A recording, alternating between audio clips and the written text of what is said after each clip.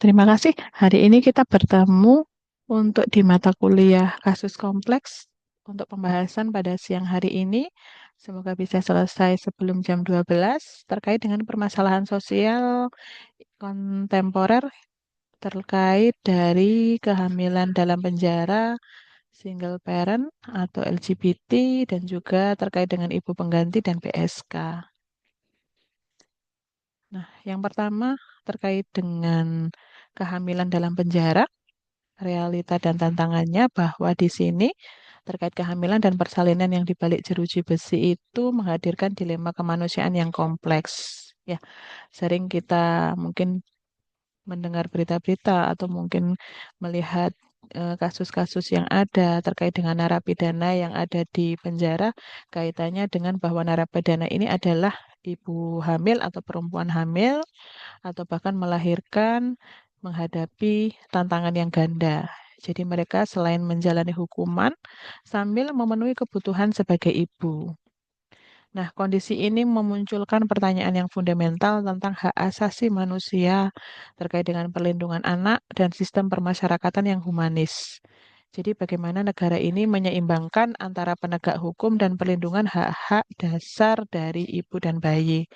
Jadi memang kaidahnya meskipun kondisinya di dalam penjara, ibu atau perempuan tersebut masih berhak mendapatkan perlindungan atau hak-hak dasar dari ibu dan bayinya.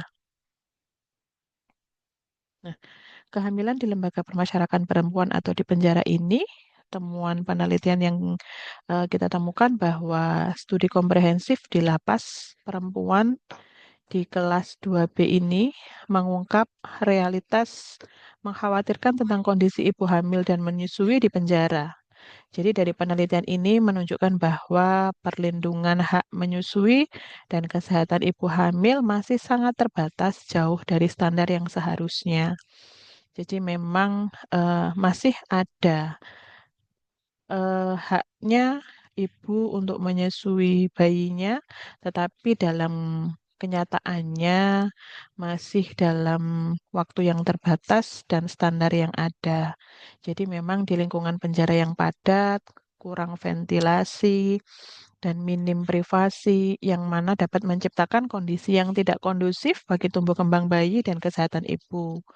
Sel tahanan yang sempit dan fasilitas sanitasi yang terbatas yang memperburuk situasi. Jadi memang tidak dibedakan untuk ruangannya ya.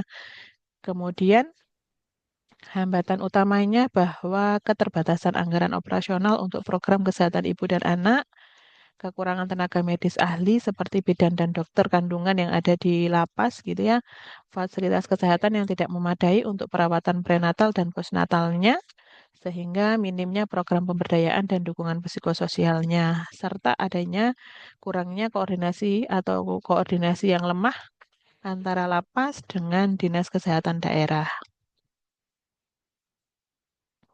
Nah, untuk hak dan ibu anak di balik jeruji ini, seorang ibu tetaplah ibu, terlepas dari kesalahannya. Hak untuk merawat dan menyusui bayinya adalah hak asasi yang tidak boleh dirampas, bahkan di balik jeruji besi. Nah, gambar di sini ini mempresentasikan dilema manusia yang mendalam. Jadi memang seorang ibu yang ada di narapidana atau di balik jeruji itu berjuang mempertahankan ikatan dengan bayinya di tengah keterbatasan sistem permasyarakatan. Jadi momen menyusui yang seharusnya penuh dengan kehanatan dan kedekatan terjadi dalam ruang tahanan yang keras dan penuh keterbatasan. Jadi memang kondisinya, ruangannya, ataupun lingkungannya yang kurang mendukung. Jadi kurang maksimal mungkin dalam bonding dengan bayinya. Nah, dalam perlindungan hukum dan kesejahteraan narapidana pada ibu hamil, dasar hukumnya bahwa Undang-Undang Permasyarakatan mengatur hak narapidana hamil dan menyusui, termasuk dalam hak mendapatkan perawatan kesehatan, nutrisi yang memadai, dan waktu menyusui. Jadi memang di dalam penjara itu juga masih diperhatikan terkait dengan nutrisi ibu hamilnya, kemudian nutrisi menyusuinya, dan juga bagaimana perawatan kepada kesehatannya. Kemudian masih ada kerjasama lintas sektor. Jadi solusi sementara yang dilakukan oleh kerjasama dengan Dinas Kesehatan, daerah, dan lembaga sosial. Nah, program ini mencakup mulai dari pemeriksaan rutin, penyediaan gizi tambahan, dan konseling kesehatan. Jadi memang di dalam lapas itu juga masih ada fasilitas atau program-program terkait dengan kesehatan ibu dan anak yang mulai dari pemeriksaan kehamilan rutin dan juga penyedia gizi tambahan dan juga konseling kesehatan berkaitan dengan kesehatan ibu dan anak. Nah, tetapi dalam stigma sosialnya, bahwa tantangan terbesar adalah diskriminasi dan stigma sosial terhadap narapidana ibu. Jadi mereka memang menghadapi penghakiman ganda. Jadi sebagai pelanggar hukum juga dia merasakan, ibu juga artinya dia merasa gagal menjadi seorang ibu, yang mana stigma ini menghambat reintegrasi sosial pasca bebas. Jadi setelah bebas pun akan masih ada apa ya, cap atau stigma gitu ya, bahwa dia hamil di penjara, lahir di penjara, itu akan terbawa sampai dia bebas dari penjara. Nah, poin yang berikutnya atau topik yang berikutnya adalah terkait dengan single parent, bahwa realitanya bahwa orang tua tunggal, baik ayah maupun ibu, ya, menghadapi tantangan yang berlapis, mulai dari ekonomi, sosial, dan psikologisnya. Mereka harus menjalankan peran ganda sambil menghadapi pandangan miring masyarakat yang masih memegang teguh konsep keluarga tradisional. Jadi memang dalam menjadi single parent itu,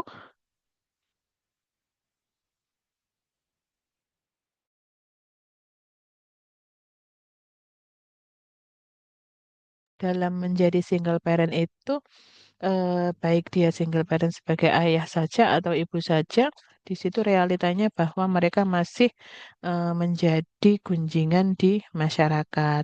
Memahami realitas mereka adalah langkah penting menuju masyarakat yang lebih inklusif dan suportif. Jadi memang harus kita dukung atau support terkait dengan adanya single parent ini. Nah, faktanya terkait dengan single parent di Indonesia itu masih banyak.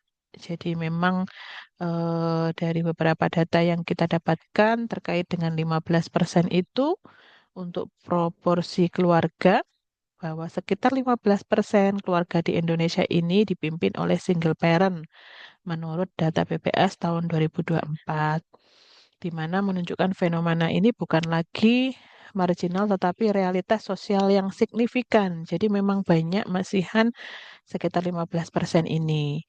Kemudian 3,2 ini jumlah keluarganya diperkirakan lebih dari 3,2 juta keluarga itu single parent di Indonesia dengan mayoritas dipimpin oleh ibu tunggal yang menghadapi tantangan ekonomi yang berat.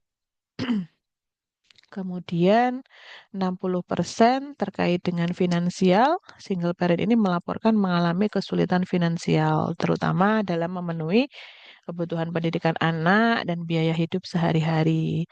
Jadi memang single parent itu dia bekerja tunggal ya, artinya untuk memenuhi kebutuhan sehari-hari atau keluarganya.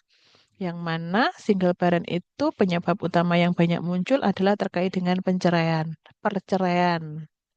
Jadi tingkat perceraian di Indonesia itu terus meningkat. Ya, apalagi kalau misalkan kita sering lewat di Cendrawasih itu di PA, rasanya kalau setiap pagi itu full sekali parkiran PA itu terkait dengan sidang-sidang. Mungkin ya untuk tingkat perceraian di Indonesia itu terus meningkat. Perceraian inilah yang menjadi penyebab terbesar dari adanya data untuk single parent.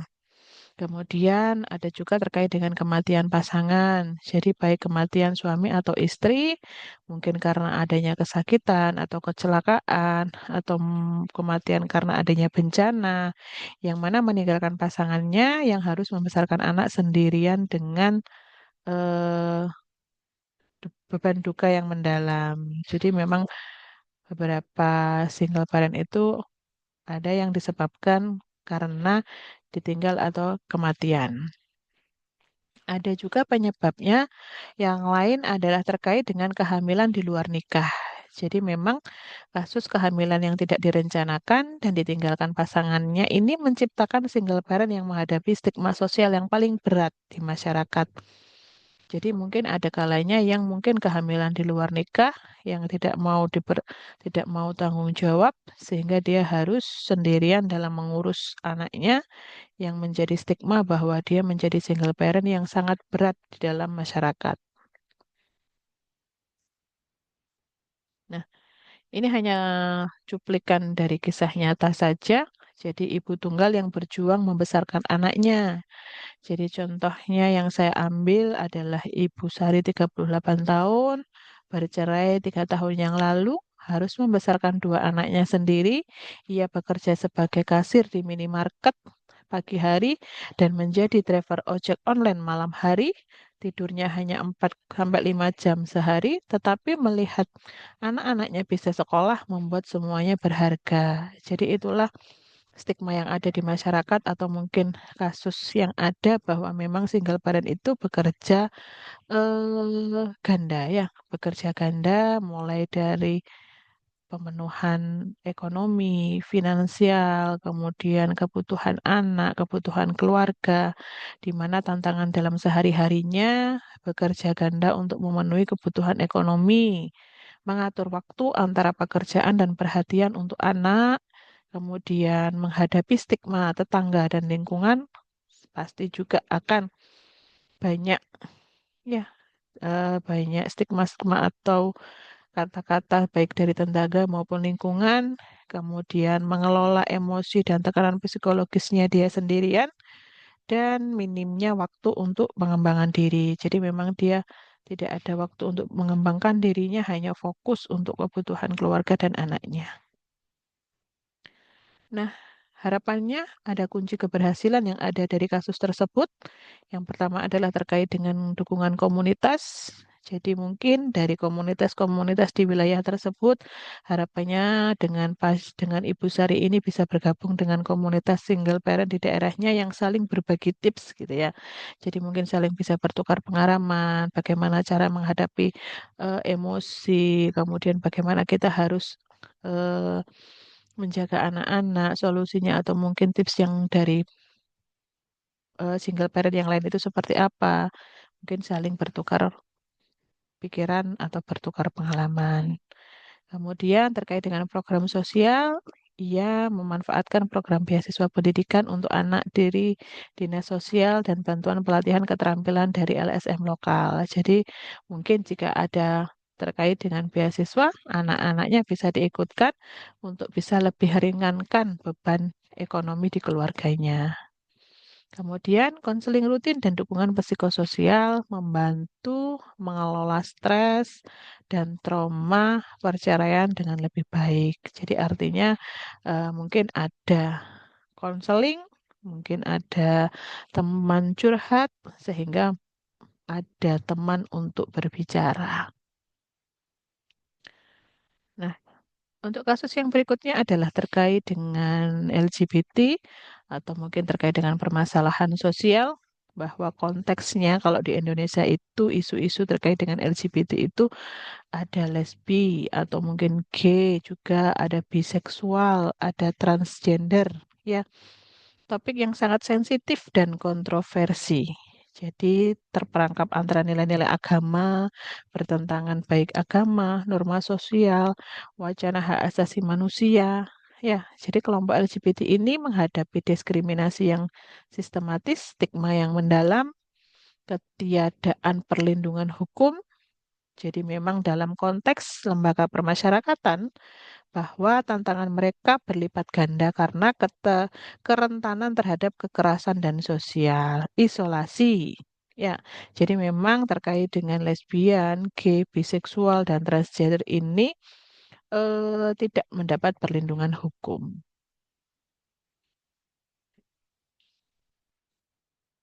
Nah, LGBT dalam konteks sosial dan penjara, hubungannya dengan penjara, jadi ada beberapa temuan juga terkait dengan LGBT ini bahwa untuk studi komprehensif tentang perilaku LGBT di lembaga permasyarakatan di mana dia mengidentifikasi faktor-faktor kompleks yang berkontribusi pada munculnya orientasi seksual dan identitas gender yang beragam. Nah, penelitian ini menggunakan pendekatan multidisipliner untuk memahami fenomena yang sering disalahpahami. Jadi kalau dari temuan UIN ini bahwa mendapatkan atau menemui adanya LGBT di lapas atau di penjara.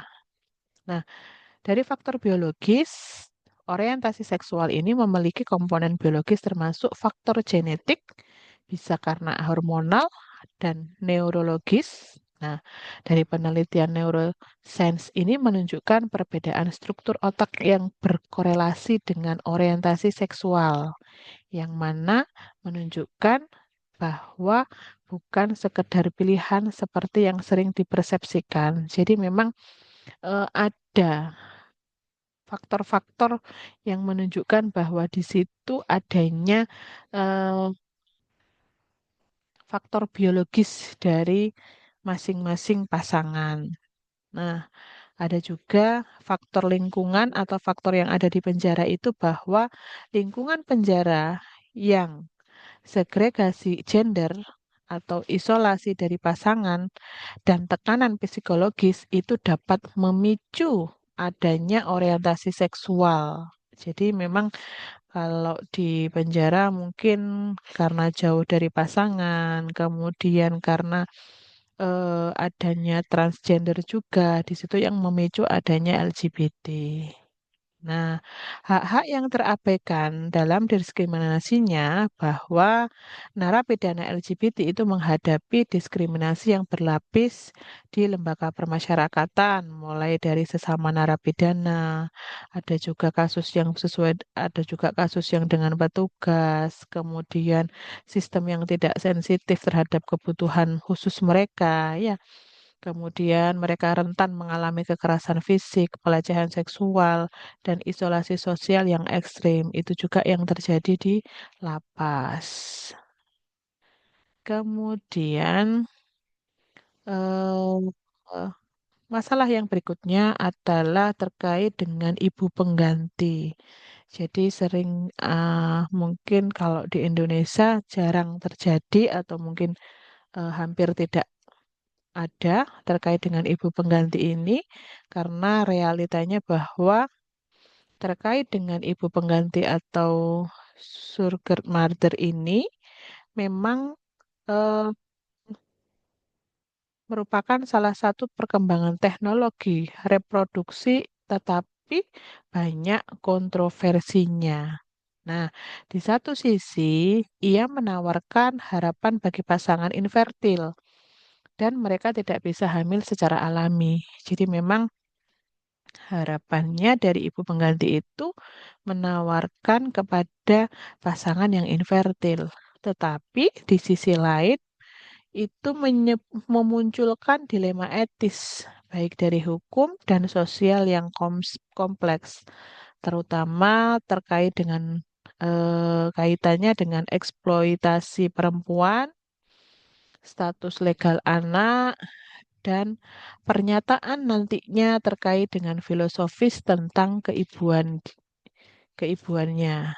Nah, di Indonesia ini ibu pengganti dapat menimbulkan perdebatan intens. Jadi memang tidak dianjurkan atau tidak diperbolehkan kalau untuk di Indonesia. Apa itu ibu pengganti? Jadi ibu pengganti di sini adalah seorang perempuan yang bersedia mengandung dan melahirkan bayi untuk orang lain yang tidak dapat atau tidak ingin hamil sendiri. Nah, praktek ini melibatkan prosedur medis yang canggih dan perjanjian hukum yang kompleks yang mengatur hak dan kewajiban dari semua pihaknya. Jadi kalau dari tradisionalnya bahwa ibu pengganti itu merupakan ibu yang menggunakan sel telurnya sendiri, tetapi dibuahi dengan sperma ayah yang intended parents atau melalui inseminasi buatan.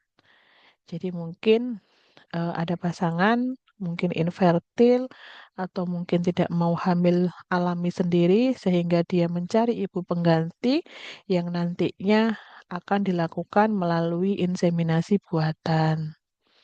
Nah, pada implikasinya, ibu pengganti ini memiliki hubungan genetik dengan bayi, kemudian menciptakan kompleksitas legal dan emosional yang lebih tinggi. Kemudian terkait dengan prosedur tahapan medisnya, memang kalau di luar negeri atau mungkin di tempat-tempat yang memang diizinkan terkait dengan proses ibu pengganti ini, bahwa prosedurnya adalah yang pertama kita lakukan seleksi dan screening. Jadi ibu itu dilakukan screening melalui pemeriksaan fisik dan mental komprehensif, termasuk dari riwayat kehamilannya, kondisi kesehatan reproduksinya, dan evaluasi bagaimana psikologisnya untuk memastikan kesiapan terkait dengan prosedur ini. Kemudian sinkronisasi dari hormonnya. Jadi ibu pengganti itu menerima terapi hormon untuk mempersiapkan rahimnya agar optimal memiliki embrio. Kemudian siklus menstruasinya disinkronkan dengan jadwal transfer embrio. Jadi nanti ada bagian khusus atau rumah sakit khusus atau mungkin dokter yang spesialis dalam menangani terkait dengan inseminasi buatan itu.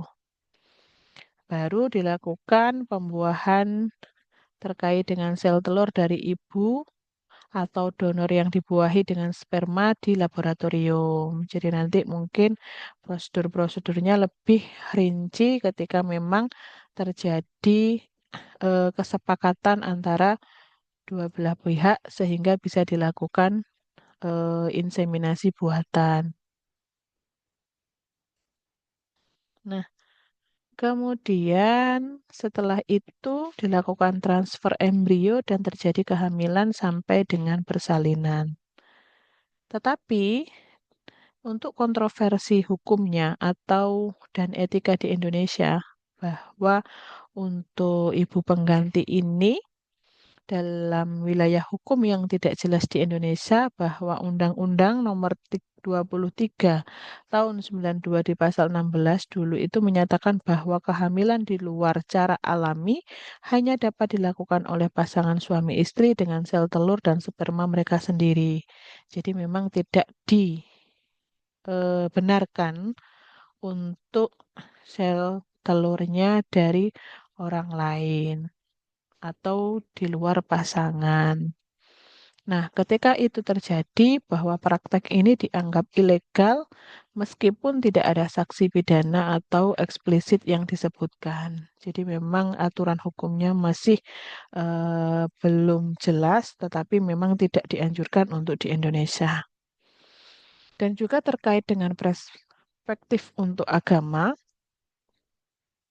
itu Majelis Ulama Indonesia atau MUI menegaskan mengharamkan praktek ibu pengganti dengan alasan itu adalah mencampur adukkan nasab atau garis keturunan yang dilarang dalam Islam, kemudian melibatkan pihak ketiga dengan proses reproduksi pasangan menikah, kemudian berpotensi menimbulkan fitnah dan masalah terkait dengan warisan nantinya, dan juga mereduksi kemuliaan proses kehamilan menjadi transaksi yang komersial. Jadi memang tidak terjadi kehamilan secara alami.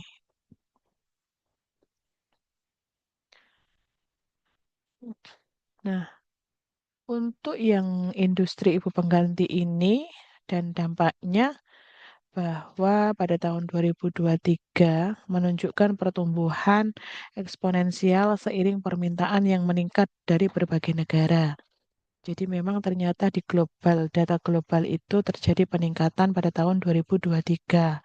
Nah, kasus per tahunnya ada 250.000 prosedur eh, surrogate mother tadi bahwa dilakukan di setiap tahun di seluruh dunia, terutamanya adanya negara Amerika Serikat, India, dan Ukraina sebagai pusat utamanya.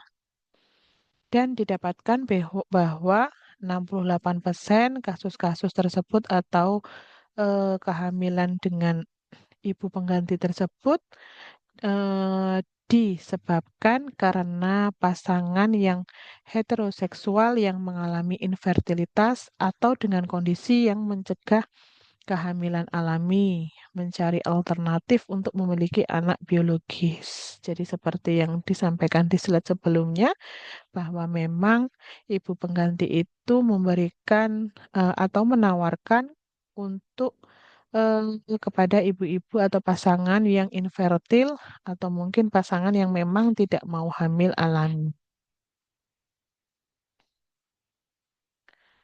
Kemudian untuk bagi pasangan yang infertil itu memang menawarkan harapan bagi jutaan pasangan yang di seluruh dunia yang berjuang dengan infertilitas, tetapi kondisi seperti yang dialami dari infertil itu ternyata karena memang ada gangguan endometriosis yang parah, kemudian ada riwayat keguguran yang berulang, atau ketiadaan rahim membuat ibu itu menjadi satu-satunya jalan untuk memiliki anak biologis. Jadi memang karena ada gangguan yang tidak memungkinkan untuk terjadi kehamilan sehingga pasangan tersebut infertil tersebut mengambil pilihan untuk mencari ibu pengganti. Nah, untuk resikonya dari eksploitasi dan dilema etisnya bahwa kritik terbesar dari ibu pengganti adalah potensi eksploitasi perempuan berpendapatan rendah. Jadi memang ternyata dari data-data yang ditemukan, ibu-ibu pengganti tersebut memang menawarkan untuk memenuhi kebutuhan sehari-harinya, dia rela menawarkan untuk menjadi ibu pengganti.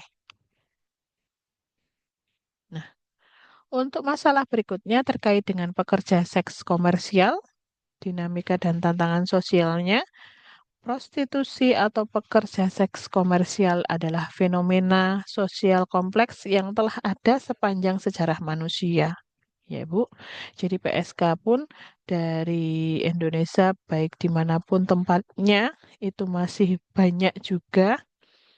Nah, di Indonesia, keberadaan PSK itu berada dalam posisi paradoks, diperlukan sebagai pelanggar norma sosial dan hukum, tetapi eh, dalam industri seks tetap eksis dan bahkan masih tetap tumbuh. Ya, realitanya masih ada saja terkait dengan PSK, yang itu juga menjadi tantangan bagaimana dari tim kesehatan itu bisa menjaga kesehatan ataupun menjaga reproduksi dari permasalahan-permasalahan yang ada. Nah, ternyata dilihat dari profil yang ada di Indonesia terkait dengan PSK, bahwa mereka adalah dari latar belakang terkait dengan ekonomi. Mayoritas PSK berasal dari keluarga berpendapatan rendah dengan tingkat pendidikan minimal. Jadi dari data penelitian menunjukkan 70% terlibat dalam prostitusi karena memang ada tekanan ekonomi. Dia harus menafkahi keluarga, dia harus melunasi hutang, membiayai kebutuhan yang mendesak. Dari situlah yang menjadi latar belakang ternyata eh, profil dari PSK tersebut. Ada juga terkait dengan faktor sosial, banyak PSK itu memiliki riwayat keluarga disfungsional. Dari contohnya adanya broken home, kekerasan domestik, atau penelantaran. Nah, beberapa ini menjadi korban trafficking dan diperdagangkan oleh sindikat-sindikat tertentu.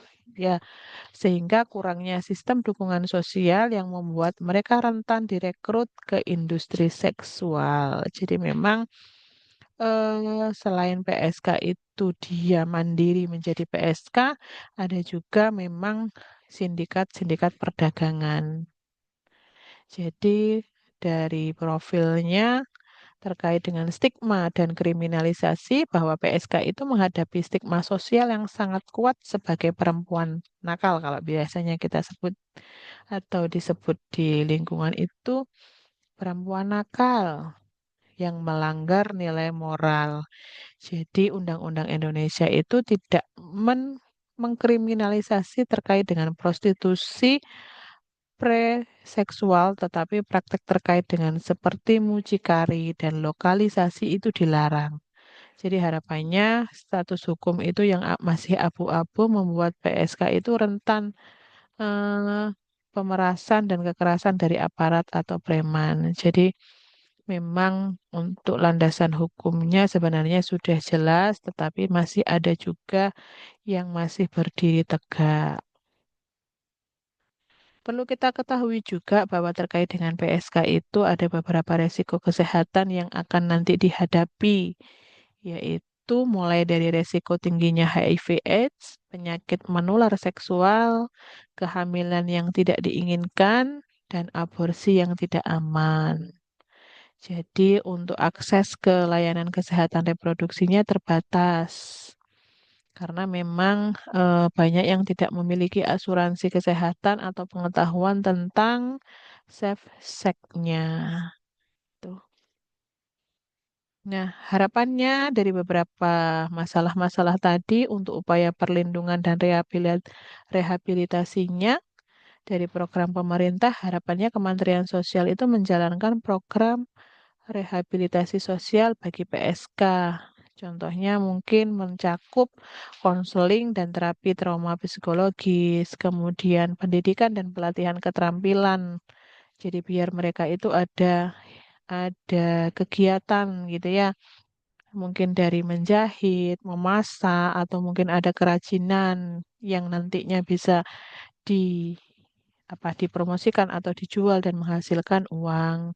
Kemudian pendampingan dari keluarga dan masyarakat, atau mungkin ada program pemerintah yang memberikan bantuan modal usaha kecil untuk wirausaha bagi PSK tersebut. Nah, harapannya dari peran LSM dan komunitas itu bisa memberikan edukasi kesehatan seksual dan distribusi kondom gratis, gitu ya. Kemudian mobile klinik.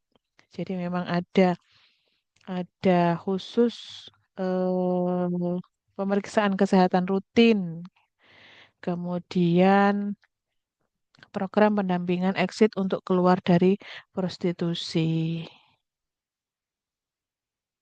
Oke,